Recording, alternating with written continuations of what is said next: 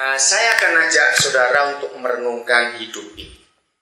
Saya percaya semua kita sangat setuju dan mengakui bahwa di antara semua hal yang kita perlu lakukan dalam hidup, bekerja, cari uang, istirahat, berteman, bermasyarakat, belanja, dan semuanya itu, pernahkah kita menyadari ada satu hal yang sangat penting, bahkan saya berkata lebih penting dari orang makan atau orang istirahat, yaitu merenung, bukan melamun ya.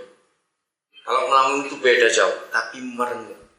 Ternyata dunia mengakui bahwa orang-orang hebat, termasuk penemu-penemu, ya, inventor, menemukan apa saja, termasuk filosof-filosof, termasuk orang-orang sukses di bidang apapun juga, entah di bidang kedokteran, di bidang ekonomi, apa saja dengan adalah orang yang suka merenung.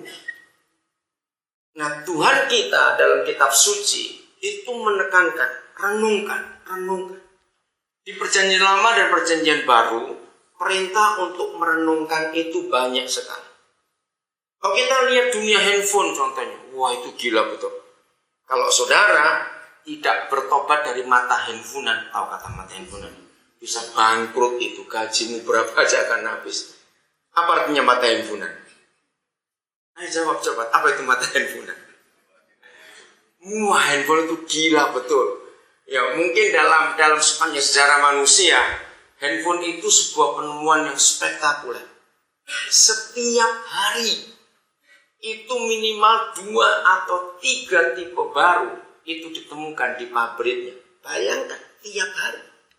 Nah kalau kita nggak bertobat dari mata handphone, ganti terus. Wah, karena makin hari makin hebat. Nah, pernahkah saudara menyadari betapa encernya otak yang menemukan itu? Sebetulnya nggak encer, otak itu sama semua seperti otak kita juga. Yang membedakan orang-orang seperti itu suka merenung. Maaf ya, jangan marah.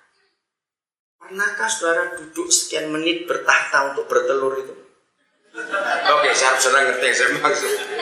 Ya, itu istilah saya, yang lebih sopan toh.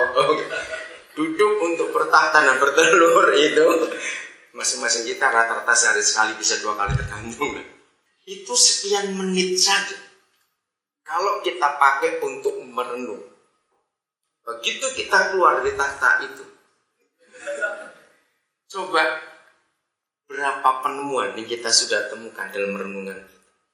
Termasuk, maaf kalau saya pakai kata yang jelek, orang lagi dendam pada seseorang. Orang lagi dendam pada seseorang, keluar dari tempat bertahta itu, merenungkan dendamnya itu. Saya percaya dia sudah jadi pembunuh.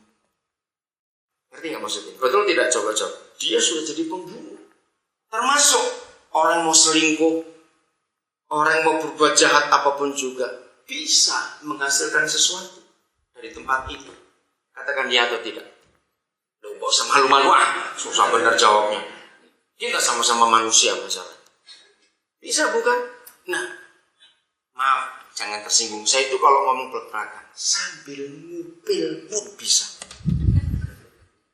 Jawab ya atau tidak? Sambil ngupil, saudara. Bahasa Indonesianya apa tidak tahu itu.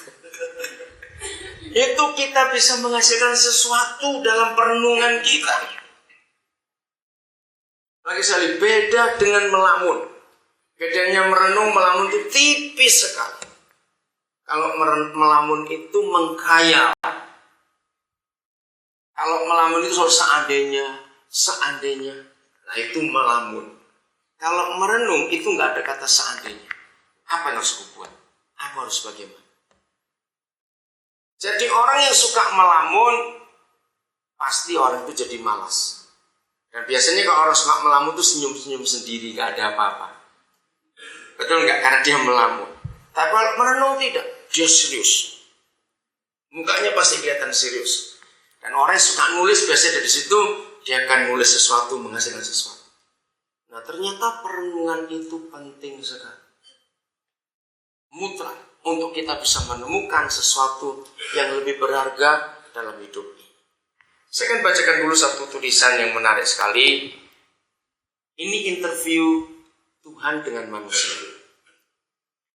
Satu hari manusia datang kepada Tuhan. Dia berkata, "Selamat pagi Tuhan.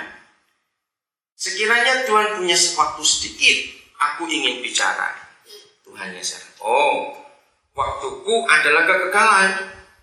Jadi tidak ada masalah tentang waktu untuk aku. Apa pertanyaanmu manusia?" Manusia, "Thanks Tuhan.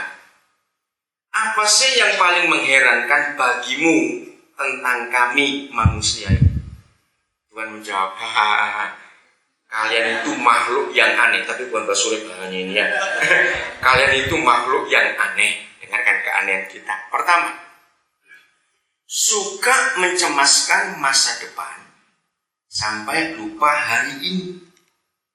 Yang lihat itu senyum dulu. Terlalu banyak kita mikir masa depan sampai lupa hari ini itu hari apa dan mesti kerjakan apa, nggak ingat lagi.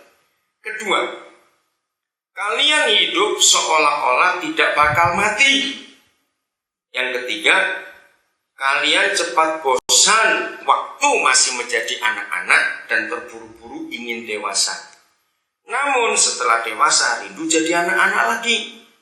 Contohnya suka bertengkar, ngambek, ribut karena soal-soal sepele. Yang keempat, kalian rela kehilangan kesehatan demi mengejar uang, tetapi membayarnya kembali untuk mengembalikan kesehatan itu. Hal-hal begitu yang membuat hidup kalian susah. Manusia tanya, "Lantas apa nasihat Tuhan agar kami bisa hidup bahagia?" Tuhan menjawab, "Sebenarnya semua nasihat sudah pernah diberikan. Ini satu keanehan lagi dari manusia. Kalian suka melupakan nasihatku. Baiklah aku ulangi." Dalam pengulangan itu, ya saya nggak usah bacakan, Tuhan banyak menceritakan betapa bodohnya kita. Ada banyak nasihat. Dalam kitab Roma pasal 2, ayat 14-16. Apa yang merupakan nasihat Tuhan? Ini kalimat bagus kan? Apabila bangsa-bangsa lain yang tidak memiliki hukum Taurat. Nah, hukum Taurat itu kalau istilah kita dalam Muslim pun ada, bahwa Nabi Muhammad pun selalu menekankan untuk umatnya membaca kitab Zabur, kitab Taurat, kitab Zabur, dan kitab Injil. Nah, dalam kitab Taurat itu saya pakai bahasa umum, bukan bahasa agama. Itu kitab aturan baik dan jahat, boleh dan tidak, salah dan benar. Ternyata hukum itu sudah ada di dalam diri manusia. Saya ulangi 14. Apabila bangsa-bangsa lain yang tidak memiliki hukum Taurat, oleh dorongan diri sendiri, nah ini dia, oleh dorongan diri sendiri melakukan apa yang dituntut hukum Taurat, maka walaupun mereka tidak memiliki hukum Taurat, artinya mereka tidak kenal Musa, tidak tahu agama, tidak tahu aturan apa-apa. Ini jadi orang yang betul-betul polos, yang jauh tinggal dari keramaian, mungkin di pucuk gunung, jauh dari apa-apa, nggak ada listrik, jadi nggak ada internet, nggak ada apa-apa. Orang seperti itu.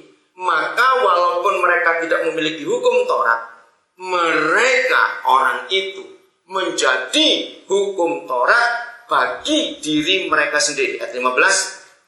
Sebab dengan itu mereka menunjukkan bahwa isi hukum Taurat ada tertulis di dalam hati mereka, dan suara hati mereka turut bersaksi, dan pikiran mereka saling menuduh atau saling membela. Saudara-saudara dikasihi Tuhan, jadi sejahat-jahatnya manusia, sekejam-kejamnya manusia, sesadis-sadisnya manusia, sebodoh-bodohnya manusia yang gak bisa baca tulis sekalipun, ternyata Tuhan itu adil. Di dalam hati setiap manusia, termasuk anak kecil, sudah ada suara hati, dan itulah hukum. Pasti semua manusia akan punya perasaan ini. Jangan membunuh, jangan mencuri, jangan berzina, jangan ingin harta orang lain, jangan menyembah yang bukan Tuhan, hormati orang tuamu. Pasti ada. Jawab iya atau tidak? Semua manusia di dunia. Nah, ini yang dimaksud dalam interview dengan Tuhan itu. Bahwa nasihat Tuhan itu sudah otomatis ada dalam diri kita. Nah, masalahnya kita mau nuruti atau tidak. Jadi sebetulnya nggak perlu hukum di dunia ini. Suatu kali Saya bicara tentang seminar kepemimpinan, Leadership Conference.